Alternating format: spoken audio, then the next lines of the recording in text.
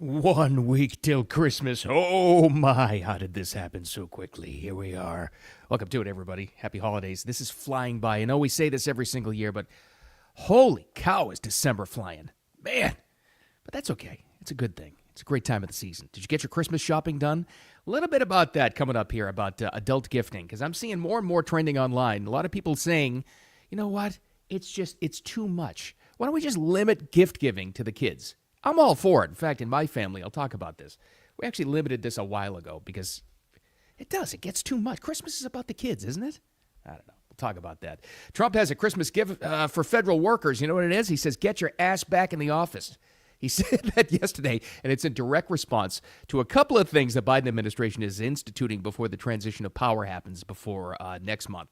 He's not too happy about Biden telling them that they can stay home. We'll talk about that. Do you have holiday heart? You don't want it. Health experts out with this. I think it makes sense. It's a little extreme, but it's not what it sounds like. And finally, and this is my favorite story of the day we'll get to, finally, we have figured out how to do funerals. That's right. It's a feel-good story about funerals. Because there's a funeral home in Ohio, the first in the world to register for a drinking license. How has nobody thought about this yet? Anywho. Welcome to it. Thanks for finding Wicked Radio. Now on Facebook as well. On the Facebook page, this is a separate thing from my personal thing, and you got to call it something. So it's called Wicked Wisdom with Bill Adams. That's where you find Wicked Radio there. Always on X here on the replay and on YouTube and all that good stuff and the audio podcast, wherever you get those. Let's get to the stuff. We talked about it 1 week till Christmas. Crazy, crazy shopping time. So far, and you always go to the National Retail Federation about this, where they kind of predict right about now, and the numbers will be coming out. What kind of a holiday shopping season are they predicting? Apparently huge. Now, we haven't gotten to the point where we're fixing the economy just yet. People don't care. I think people are just going overboard, and they're counting on the economy turning around. Not afraid of a little bit more credit card debt right now because it's expected to be, despite inflation, despite the job numbers, despite tough economic times we're hopefully just coming out of, people are believing. You can believe in Santa Claus if you want, or you can believe in a strong economy. And there is a lot of faith. There's a lot of optimism. We talk about the golden age coming here with Doge and cleaning up government. And it's going to be a little rough for a while. Got to find out things that you didn't want to find out about your own government. But there's a lot of hope and there's a lot of optimism. With that, though, I've seen this trending online. A lot more than I ever have. I mean, I've talked about it in my personal life, obviously, and I think you probably have too. If you got an extended family, there's a lot more chatter these days.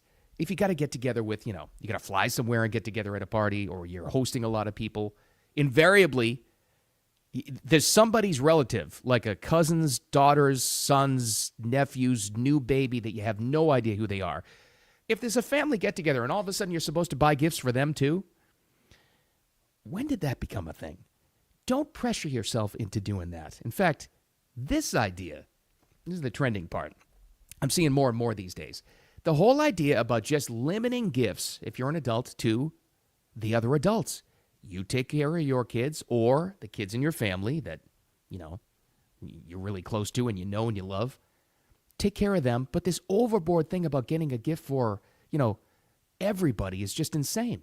Why don't we just limit gifts to, like, the kids and just calm down a little bit about the adult gift giving? Or you could do this. My extended family is very smart. My sister-in-law started this a couple of years ago because we always get together back up north. There's a lot of families flying in from all over, but it's usually a huge get-together, right? A lot of people. You could go broke, especially if you're flying in, trying to take care of everybody. So, and this is how it incorporates the adults too, we do like a Yankee swap kind of deal. Everybody gets assigned 2 people when you find out exactly who's going to be at the party, and you get gifts for them. What's wrong with that? And here's where it gets really cool. When they open them, they have the option to trade with somebody else that's already gotten something. Makes it a lot more fun. I'm just throwing it out there. I think we go crazy trying to get gifts for every adult in your life that you don't know. Just keep it to the kids. Just saying. All right, here's a gift from President Trump, incoming President Trump for the second time, to federal workers. And it is gift wrap with a bow. Get your asses back to the office. Good. If we're all being told that, well, except me. This coming from the guy that mostly works from home now. But anyways, for the rest of America, for most corporations that are finally turning things around and telling their workers to get back in the office, COVID rules don't apply, except in some very, very unique circumstances. Sometimes working from home is actually more efficient. But for the most part, and Elon found out with Tesla and SpaceX directly, if you work in creative teams, you have to be able to get some FaceTime in with those people at least a few times a week. Get back into the office. Well, Trump just told federal workers that exact same thing yesterday, but it was in response to a federal order that Biden just signed. One is that if people don't come back to work, come back into the office, they're going to be dismissed. And somebody in the Biden administration gave a 5-year waiver of that so that for 5 years, people don't have to come back into the office. It involved 49,000 people. For 5 years, they don't have to go. They just signed this thing. It's ridiculous. So it was like a gift to a union, and we're going to obviously be in court to stop. Okay, going in court to stop that. The first part of the press conference, it was a little long. It was long-winded, Trump, and this was just the other day. He was responding to a couple of different things, but his main point was that the transition so far is going very well. The nominees, the picks, the whatever, the discussions, and they get these classified briefings as well. But that one thing in particular really pissed him off about the federal workers. Biden signing an executive order kind of like cementing in with the unions that they can work from home, which is, government way, because they know DOGE is coming in, Department of Government Efficiency, and they're going to find out who's doing absolutely nothing. It is just living on taxpayer money, doing nothing, bloated, swampy, bureaucratic government. They know that a lot of those people are going to get blown out. And I don't ever want to see anybody lose their job, but still, a lot of them have to go. We're broke. You have to clean up government and get it more efficient. That's what's coming in. In response to that, Biden signed a thing saying, "No, we're going to lock it in here, and I'm going to pander to you, and you can stay at home and work." That's one thing. What worries me is, what are the other things he's signing in? Not even the pardons. We didn't even get to that yet. Most pardons in presidential history, by the way. Outgoing president. We still have weeks to go. But anyway, what else is he signing in that'll screw things up? What is this, some sort of a mandate maybe for DEI employees? Like hire a bunch more that you can't get rid of? To make it as swampy and as inefficient as possible before the guys who want to clean up government come in? It's unfathomable. It's just awful. This is why Washington doesn't work, because of moves like that. Bureaucratic, bloated, red tape, do-nothing government. That's what's coming in. That's what DOGE is doing. That's what this administration wants to do with Vivek and Elon, and now Thomas Massey's involved with this whole thing, to clean up that crap. So, because we all need it, right? That's going to benefit everybody except those workers. The counter to that, Biden making it as inefficient as possible and making their job as possible before they clean up the government. If I didn't know better, I'd think it's on purpose. Oh, wait. Yeah, it is. All right. Enough of the swampy stuff. But anyway, that's the response to that. Do you have holiday heart on this day, a week before Christmas? Sounds nice, doesn't it? No, you don't want holiday heart. New health warning out from the health experts. You don't want holiday heart. I don't know why they have to put a name on it, but I guess it gets us talking about it. This is what it is. It's a medical condition. So, not to scare you, when too much drinking, there's that holiday drinking again, causes AFib. AFib is no laughing matter. You really should be aware of that. It's an irregular heartbeat where your heart feels like it's fluttering. You may have gotten that before, whatever. But it's not just the drinking part of it. It's more common this time of the year because what we go through. This kind of goes back to kind of tampering down on the adult gift giving we were talking about just a couple of minutes ago. There's too much. Okay, yeah, fine.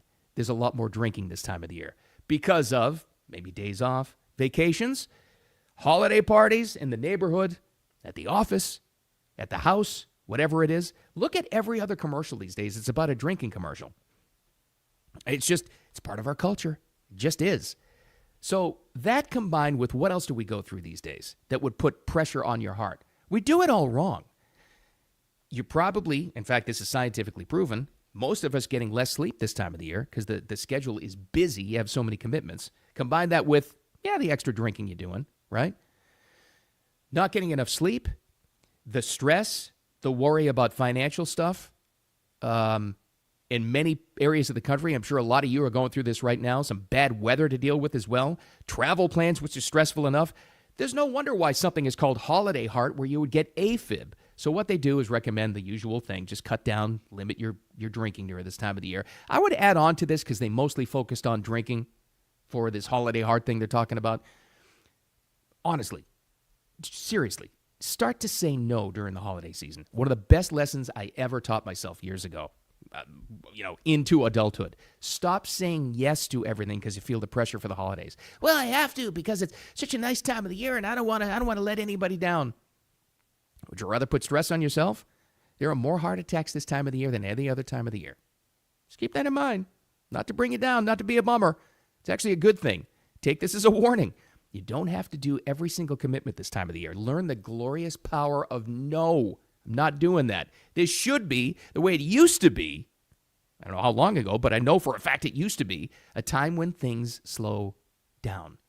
Slow down, take account, start to enjoy things in life, to appreciate the good things that you actually do have, and enjoy the holiday season with friends and family without going crazy and making it more stressful than anything. There's another reason why we should tamper down in the adult gift giving a little bit. You don't have to get a gift for everybody. And don't feel bad if you don't.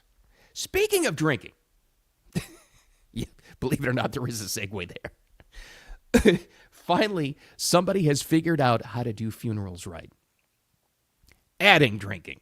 I know I just said what the medical experts are saying that you should tamper that down a little bit, but I'm going to talk about adding drinking to a specific occasion at a funeral. I've thought for years, like most of my life, we do wakes and funerals so wrong in our culture. I think we just do. It's just awful. How does it usually go, right? It's sad anyway. You lost a loved one. You show up.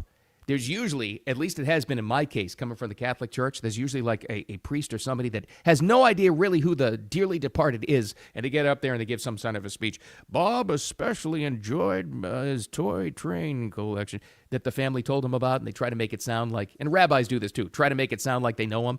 You don't know a damn thing about me. Okay, that's one thing. That's the church service. And you get to the funeral home, and it's sad, and it's this, and then whatever. And shouldn't it be a celebration of life? Honestly, I think of the one thing, and this goes back to Irish culture, which I'm very familiar with. An Irish wake is a little bit different. It's a party. I don't have to go wheels off or anything, but really the focus is, yes, of course, there's a lot of whiskey, but of course, the focus is on celebrating the person in a party. Wouldn't you want that when you go away? I don't want people sad crying over me whenever that day comes. I want people to have a party. Well, there's a funeral home in Ohio, Columbus, Ohio, that has finally figured it out. In fact, they're the first ever to operate with a liquor license. Here's the person from the funeral home. My role in this position is to kind of be a party planner for dead people. Be more of a celebration of life than more of the multi-day traditional services, which cost a lot of money. And their inspector called me and they're like, "Is this Evergreen Funeral?" And I'm like, "Yeah." And they're like, "You would be the first funeral home to get a liquor license in the state of Ohio." How has no one figured this out? How has no one done this? I'm sure there are others. I'm sure that have, God, there's probably funeral homes that have a bar in the back. I don't know. But the first to really figure it out, and that guy says it exactly right. Kind of weird. He says he's a party planner for dead people. I wouldn't put that on my business card, but that's okay. But he understands it, that it should be a celebration of life. Shouldn't that be the way? People get drunk, sloppy. You don't want fights at the place, whatever, but that depends on the family. But a celebration of life is the way to go. I hope someday, it's my hope for the future, that we figure out how to send people off the right way. Happy memories. It should be that way. Not this morose thing. It's sitting around. God almighty. I mean, it's sad enough. You know what I mean? You had to make it sadder with some gross, more morgue-like situation. God, let's hope so anyway. All right.